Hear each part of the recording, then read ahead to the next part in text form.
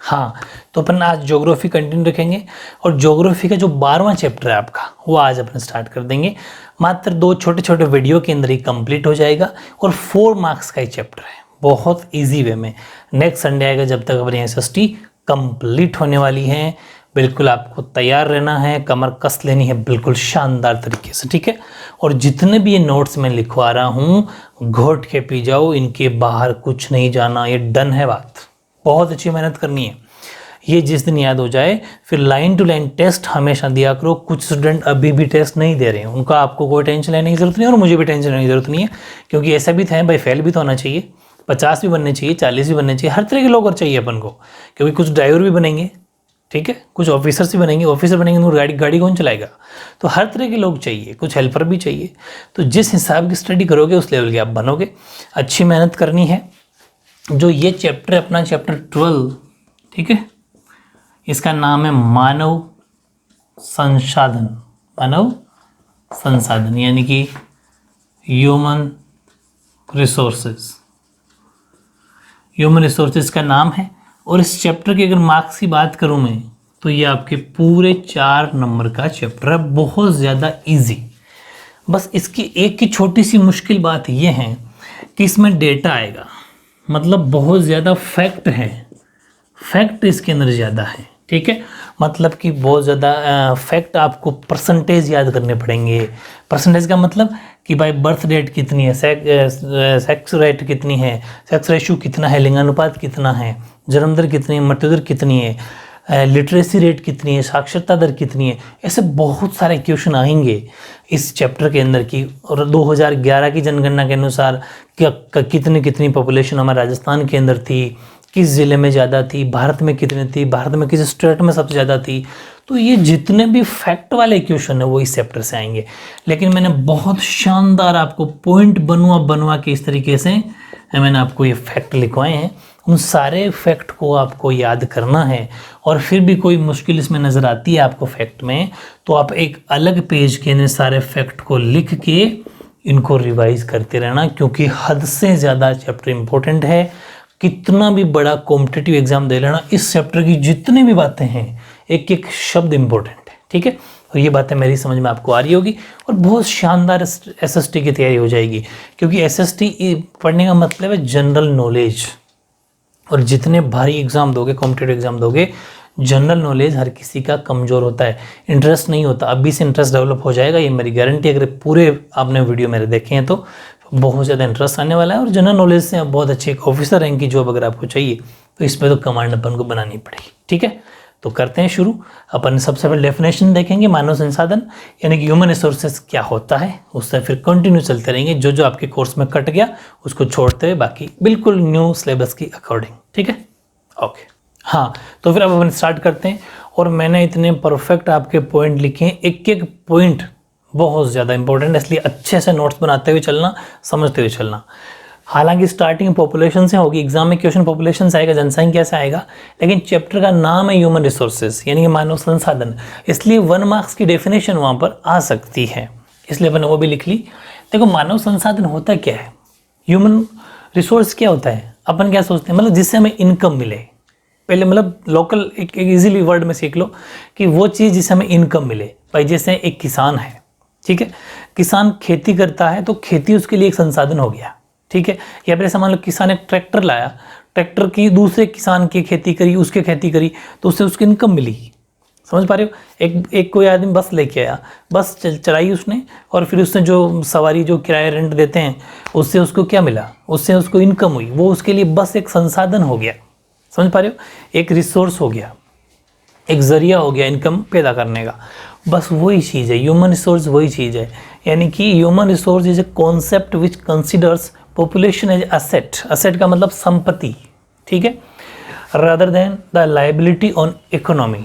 यानी कि जो हमारी अर्थव्यवस्था है, जो मतलब कि मानव संसाधन वह अवधारणा है जो जनसंख्या को अर्थव्यवस्था पर दायित्व से ज़्यादा परिसंपत्ति के रूप में देखता है। भाई जैसे पॉपुलेशन है ना, जो जनसंख्या होती है उसको अर्थव्यवस्था की नज़र से नहीं देखता इकोनॉमी, लेकिन ये देखता है कि संपत्ति कितनी है, परिसंपत्ति की नज़र से देखता है। चलो कह रहे तो आप देख लेना, वैसे भी कोई खास इंपॉर्टेंट नहीं है, ये अपनी एक इंपॉर्टेंट सी बात लिख लेना, कोई खास नहीं है। लेकिन स्टार्टिंग होती है पॉपुलेशन, यहाँ से समझ पा रहे हो, पॉपुलेशन जनसंख्या। और हद से ज़्यादा मैंने इतनी मेहनत करके आपके लिए सिलेक्ट किए हैं पॉइंट, इन सारे पॉइंट्स को लर्न करना है। पॉपुलेशन क्या है, बात आती है जनसंख्या क्या है।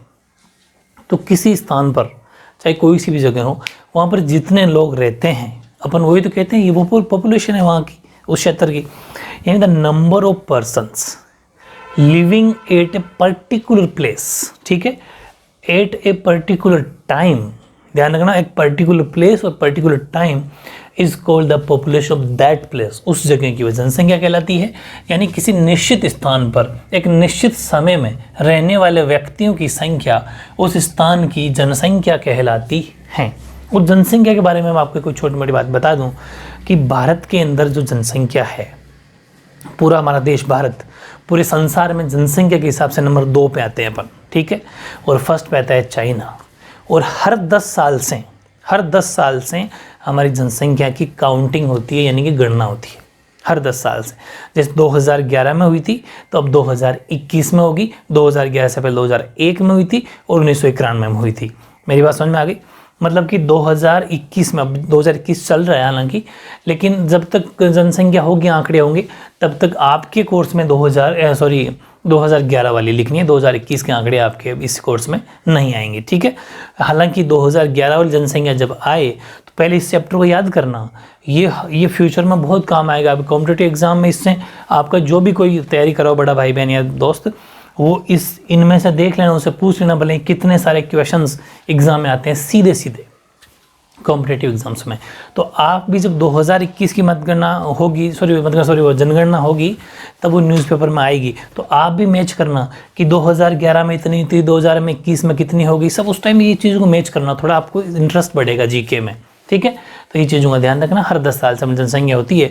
अभी तो नंबर 2 पे हैं, अब 21 में पता चलेगा, अपन फर्स्ट पे तो नहीं आगे कहीं, लग तो ऐसा रहा है कि अपन चाइना को भी पछाड़ देंगे किसमें, जनसंख्या, ठीक है। तो ये बात है, बात करते हैं अपन कि ये जनसंख्या डेफिनेशन एग्जाम में लिख देना। अब वेरी इंपॉर्टेंट टॉपिक वो है कि जनसंख्या का आकार व वितरण हमारे देश में कैसे कैसे फैला हुआ है। Size and distribution of India, size distribution of population in India, ये हद से ज़्यादा इंपॉर्टेंट है भाई। किस क्षेत्र की जनसंख्या कितनी है, कौन पॉपुलेशन जनसंख्या में सबसे बड़ा है, कौन छोटा है, ठीक है। चलो, तो ये तो सबके पता चल गया कि जनसंख्या के हिसाब से विश्व में चीन के बाद भारत सेकंड पोजीशन पे आता है, दूसरे स्थान पर चाइना पहले स्थान पर है। हालांकि इसके बाद में अमेरिका है, वो सब, लेकिन उसकी जरूरत नहीं है, एग्जाम में वो क्वेश्चन नहीं आएगा। आपको इतना सा लिखना है कि भारत की 2 सेकंड पोजीशन है। The population of India is second in the world after China, ठीक है। इसके बाद में अगर अपन बात करें जनगणना है कितनी हमारी जनसंख्या, तो 2011 सेंसस यानी कि जनगणना के अनुसार भारत की जनसंख्या है वो इतनी है, ठीक है। अब मेरी बात सुनना, इंग्लिश वाली बुक के अंदर यहाँ पर 432 लिखा हुआ है, हिंदी वाली में 422 है, ठीक है।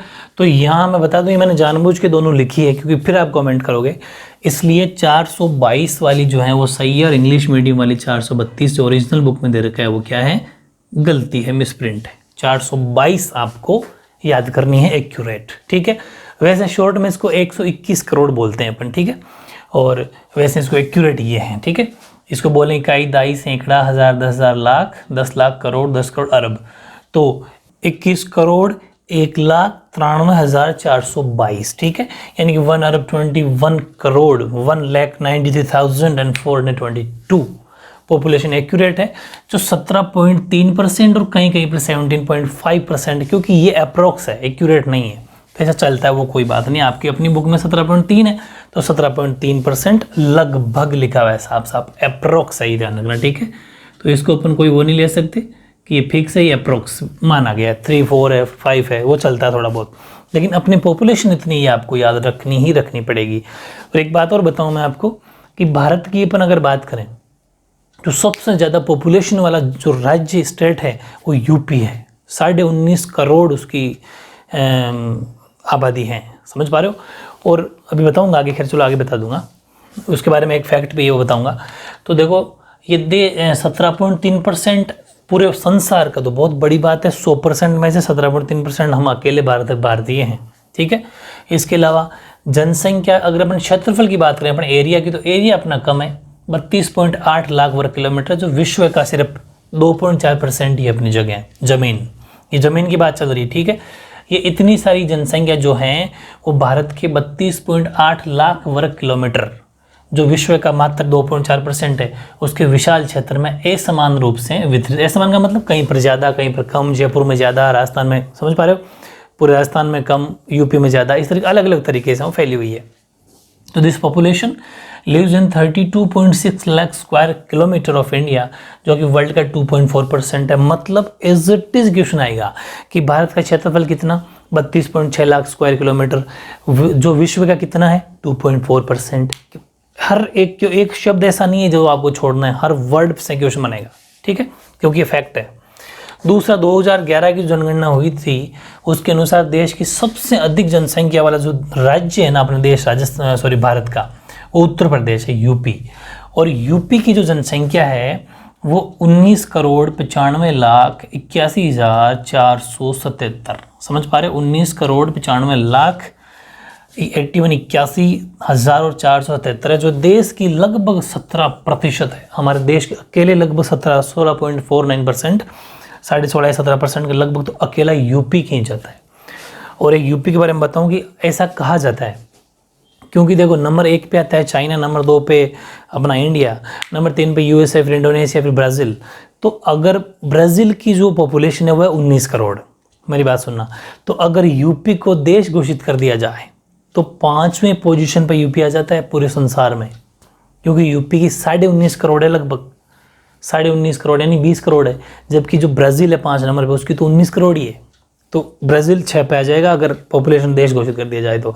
ऐसा क्वेश्चन कॉम्पिटिटिव एग्जाम में पूछा जाता है कि अगर यूपी को देश घोषित कर दिया जाए तो यूपी कौन सी पोजीशन पे आ जाएगा जनसंख्या के हिसाब से, 5वें, लेकिन वो आपके लेवल की बात नहीं है। तो according to 2011 census, Uttar Pradesh is the largest populated state in the country. Its total population is, आपको याद करनी पड़ेगी, 19,95,81,477, जो कि देश की 16.49% है। बिल्कुल फैक्ट याद करना पड़ेगा। और अपन अगर फिर कम से कम बात करें तो सिक्किम की जनसंख्या मात्र इतनी सी है, कितनी, 6,07,688, जो देश का बिल्कुल आधे से भी आधा परसेंट है, 0.05। ध्यान रखना, ये 0.5 नहीं है, 0.5 का मतलब होता है आधा, लेकिन 0.05 है, मतलब आधा भी मतलब नहीं है, 1% भी नहीं है, वो 0.0005 है, मतलब आधा % भी नहीं है। इस चीज़ को ध्यान रखना, 0.05 ही लिखना, 0.5 मत लिख देना। फिर आती है लक्षद्वीप। लक्षद्वीप जनसंख्या इतनी सी है, मात्र 64,429 लोग ही है वहाँ पर, ठीक है। ये दो आपको अलग सा फैक्ट भी याद करना है जो सबसे कम जनसंख्या वाले हैं। The population of Sikkim state is only 6,07,688, जो कि 0.05% of India. The population of Lakshadweep is only 64,621 people। तो ये कुछ आपको याद करनी पड़ेगी, फैक्ट है। और एक वेरी इंपॉर्टेंट फैक्ट यहाँ पर भी है, क्वेश्चन एग्जाम में ऐसा आता है कि ऐसे कौन से 5 राज्य हैं कि अगर उनको अलग कर दिया जाए या फिर उनकी काउंटिंग की जाए जो भारत की अकेले आधे पॉपुलेशन का वेटेज रखते हैं। बिल्कुल वेरी इंपॉर्टेंट क्वेश्चन है। तो भारत की आधी जनसंख्या केवल 5 राज्यों में है, आदि। कौन कौन से? यूपी, उत्तर प्रदेश, महाराष्ट्र, बिहार, वेस्ट बंगाल, पश्चिम बंगाल, आंध्र प्रदेश। इनमें अकेले 50% पॉपुलेशन मात्र 5 स्टेट में भी है, 5 स्टेट में ही, जबकि टोटल स्टेट है 28 राज्यों को अगर देखें तो 5 तो इनमें अकेलों में ही है, 50% 5 में ही, ठीक है। यानी कि 50% population of India reside only in 5 states, Uttar Pradesh, Bihar, West Bengal and Andhra Pradesh. Very important question बन सकते हैं यहाँ पे। अब अपन आते हैं अपने प्यारे राजस्थान पर। तो अपने प्यारे राजस्थान की बात करें तो भारत का 8वां पोजीशन पे राजस्थान आता है, ठीक है। हम पॉपुलेशन के हिसाब से, जनसंख्या की दृष्टि से 8वें स्थान पर है और क्षेत्रफल की दृष्टि से तो अपन सबसे बड़े हैं, ठीक है। यानी कि एरिया ज़मीन हमारे पास सबसे ज़्यादा 28 के 28 राज्यों में, ठीक है।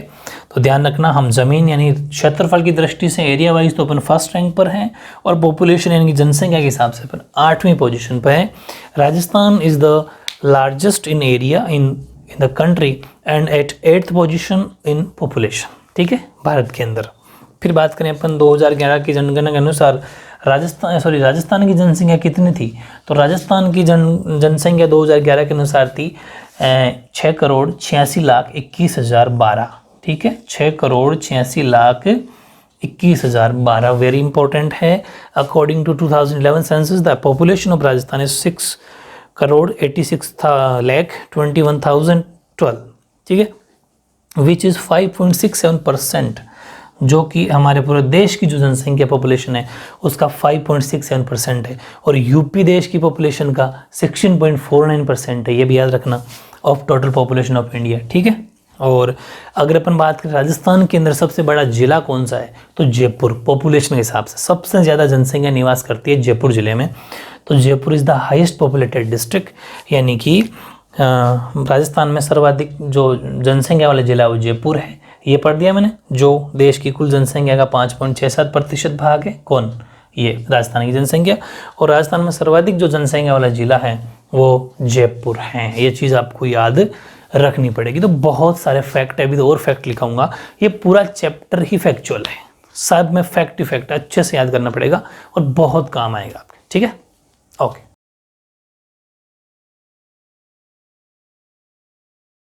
हाँ, तो ऐसे नेक्स्ट इंपॉर्टेंट पॉइंट देखो, अपनी बात की जयपुर सबसे बड़ा जिला है जनसंख्या के हिसाब से। और फिर एग्जाम में ये भी क्वेश्चन आ सकता है कि जयपुर की जनसंख्या है कितनी, तो जयपुर की जनसंख्या 66,63,971। ठीक है, कि 2011 की जनगणना के अनुसार 21 में तो ये बढ़ के ज़्यादा हो जाएगी। और सबसे कम जनसंख्या वाला देखिए अपन, वो जैसलमेर, जिसकी कुल जनसंख्या मात्र 6,72,008 है। ठीक है, यानी कि जैसलमेर इज द, वो तो अपन लिख दिया कि बिगेस्ट या हाईएस्ट पॉपुलेटेड डिस्ट्रिक्ट है। इसके बाद में with the 66,971 population and Jaisalmer is the lowest populated district with 6,72,008 people, यानी कि पॉपुलेशन उसकी है। ये चलो आपको डेटा याद करना पड़ेगा। इसके बाद में अगर मैं बात करूं नेक्स्ट पॉइंट की, वो है जनसंख्या वृद्धि। ये टॉपिक एग्जाम में क्वेश्चन आएगा अलग से। पॉपुलेशन ग्रोथ, पॉपुलेशन ग्रोथ क्या होती है? जनसंख्या वृद्धि, खुद उसका मीनिंग भी पूछा जा सकता है। तो ये है कि देखो, अपन ने बात की थी हर 10 साल में पॉपुलेशन काउंटिंग होती है, हर 10 साल बाद में जनसंख्या की गणना होती है। तो किसी विशेष समयांतराल में, जैसे कि 10 वर्ष, ब्रैकेट में क्या लिखना है आपको, ब्रैकेट में 10 वर्षों में, तो किसी विशेष समयांतराल में, ब्रैकेट में जैसे 10 वर्षों में, किसी देश की या राज्य की या कोई स्थान की निवासियों की जो संख्या में परिवर्तन होता है वो जनसंख्या वृद्धि कहलाती है। कि जैसे यहाँ पर सपोज अपने कह दिया कि जयपुर के अंदर पहले 5,000 जने रहते थे, मान के चल रहे अपन, है ना। फिर वो 10 साल बाद में वो 8,000 हो गए। इसका मतलब एक फिक्स जगह पर वो जो परिवर्तन हुआ वही जनसंख्या वृद्धि है। यानी the change in number of residents of a country, state और place in a particular time period, like in 10 years. ठीक है, 10 साल बाद में। चलो ये सिंपल से, तो और कोई जानता है। अब एक होती है निरपेक्ष वृद्धि, ये तो जनसंख्या वृद्धि है। एक निरपेक्ष वृद्धि भी है ना, एब्सोल्यूट ग्रोथ। ये होती है कि जैसे अभी 2011 की जनगणना अपन पढ़ रहे हैं, तो जो 2001 की जनगणना थी उसमें से 2011 वाली में से इसको हटा दो, है ना। तो फिर वो जो बीच का गैप आएगा कि 2001 में सपोज एग्जाम्पल ले रहा हूँ, 2001 में सपोज अपन ने कह दिया कि 100 करोड़ थी, है ना, 100 करोड़। अब अपन कह रहे हैं 2011 में सपोज 121 करोड़ है। इसका मतलब कितना गैप आ गया, 21 करोड़ का। मेरे को समझ आ गई। ऐसे उसे बोलते हैं निरपेक्ष, यानी कि एब्सोल्यूट ग्रोथ।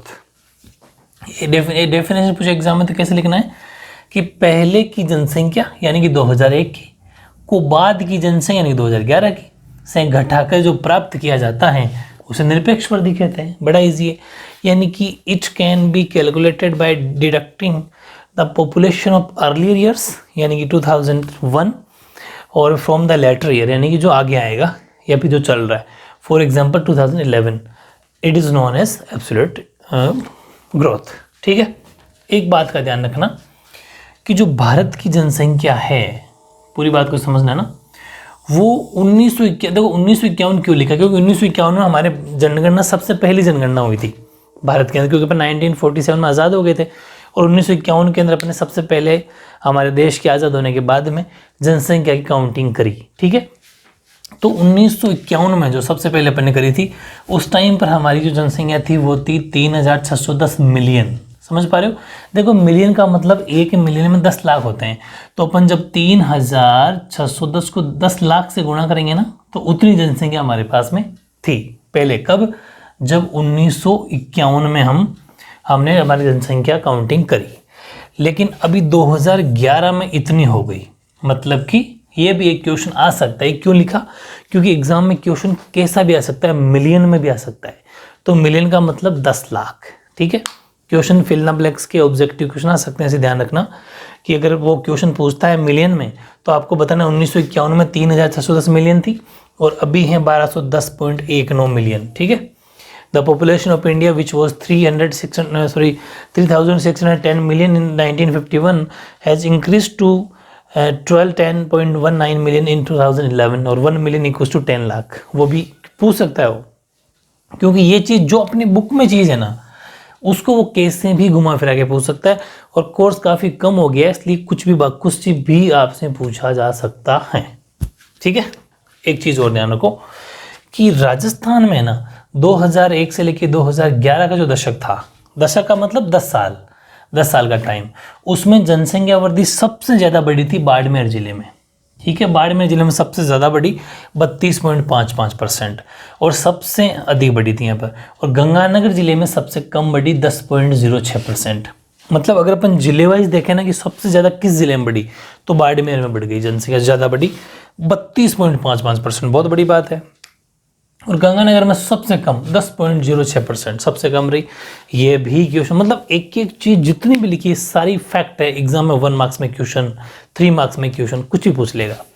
तो during the decade of 2001 to 2011 in Rajasthan the highest growth rate was 32.55% in Barmer and lowest 10.06% इन गंगानगर। ये श्री गंगानगर की बात है, डिस्ट्रिक्ट।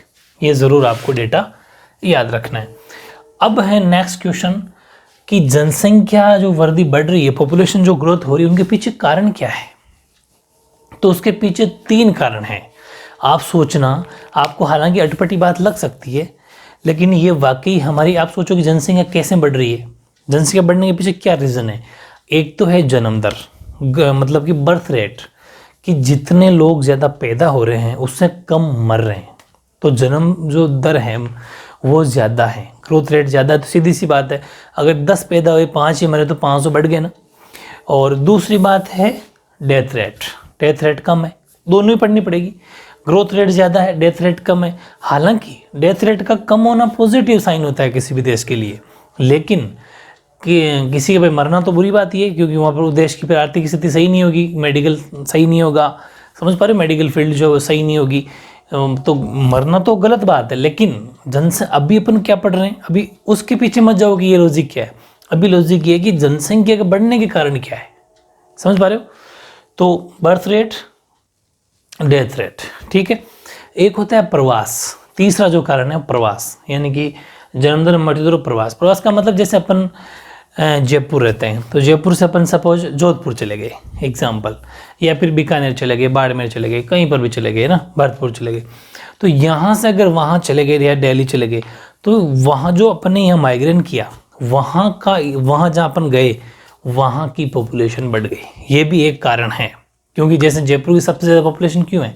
क्योंकि जयपुर एक बड़ी सिटी है और यहाँ पर हर ज़िले के लोग, बहुत सारे स्टेट्स के लोग भी यहाँ पर रहते हैं, इसलिए यहाँ पर सबसे ज़्यादा पॉपुलेशन है। ये सब कारण है, ठीक है। तो अपन को ध्यान रखना है कि जनसंख्या वृद्धि या परिवर्तन होने के 3 प्रमुख कारण हैं। पहला जन्म दर, मृत्यु दर, प्रवास, ठीक है, यानी कि बर्थ रेट, डेथ रेट और migration. There are 3 major factors for increase and change in population. ये रीज़न है पॉपुलेशन ग्रोथ के। एक एक पढ़ते हैं बारी बारी, अलग से पूछा जा सकता है। जन्म दर, तो एक वर्ष में प्रति 1000 व्यक्तियों में, ध्यान रखना, एक वर्ष में प्रति 1000 व्यक्तियों में जितने जीवित बच्चों का जन्म होता है उससे जन्म दर कहते हैं, ठीक है। और ये वृद्धि एक प्रमुख कारण है, क्योंकि भारत में हमेशा जन्म दर है ना, वो मृत्यु दर से ज़्यादा होती है, अधिक रही है, इसलिए जनसंख्या बढ़ रही है। तो भाई मतलब जन्म दर की परिभाषा क्या होगी? प्रति 1000 जन्म लेने वाले बच्चों में जीवित बच्चे, जैसे 1000 पैदा हुए उसमें जीवित कितने हैं, ठीक है, वो। तो यानी कि नंबर ऑफ सर्विंग चिल्ड्रन पर 1000 पर्सन इन ए ईयर, एक साल में। और this increase in important factor because, क्या कारण है कि ये इसका फैक्टर है, because birth rate in India has always been higher than death rate, मृत्यु दर से ये ज़्यादा रहती है, इसलिए जनसंख्या वृद्धि हो रही है। सेकंड है मृत्यु दर, सेम टू सेम डेफिनेशन, एक वर्ष में प्रति 1000 जन्मने वाले थे, यहाँ पर एक वर्ष में प्रति 1000 व्यक्ति मरने वाले, ठीक है, मरने वालों की संख्या मृत्यु दर कहते हैं। और मृत्यु दर में तेज गिरावट आई है भाई, जैसे क्योंकि देखो हमारी मेडिकल साइंस इतनी अच्छी हो गई, हमारे यहाँ पर अच्छी दवाइयाँ बन गई, तो मृत्यु दर बहुत कम हो गई, ठीक है। और मृत्यु दर में बहुत तेज गिरावट आने से भारत की जनसंख्या वृद्धि का ये प्रमुख कारण बन गया, ठीक है। तो ये मत सोचना कि सही बात, हाँ है तो सही बात, क्योंकि मरना तो गलत बात ही है, लेकिन एक अपन को कारण तो जानना है ना उसके पीछे, ठीक है। कारण ये है, sharp decline in death rate is the major reasons of population increase in India, ठीक है। और डेफिनेशन की बात करें तो नंबर ऑफ पर्सन डाइंग मतलब मरना पर 1000 पर्सन्स इन ईयर।